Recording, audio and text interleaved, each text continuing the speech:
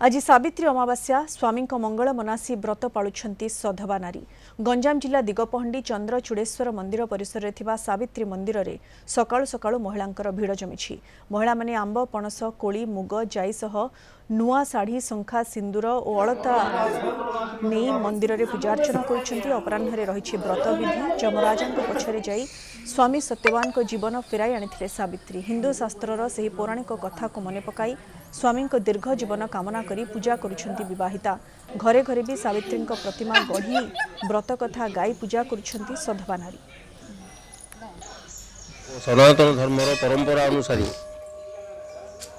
स्वामी मानकर ओ संतान संतति मानकर मंगल पाई स्त्री माने सत्यवान सावित्री बा लक्ष्मी नारायण पूजा व्रत उपवास करती।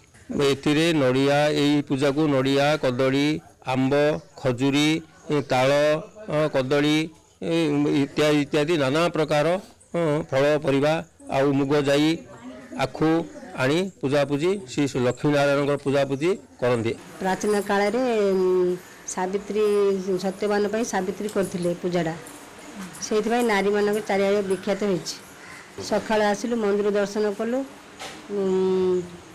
पूजारी आशीर्वाद देले पूजा विधि सरला।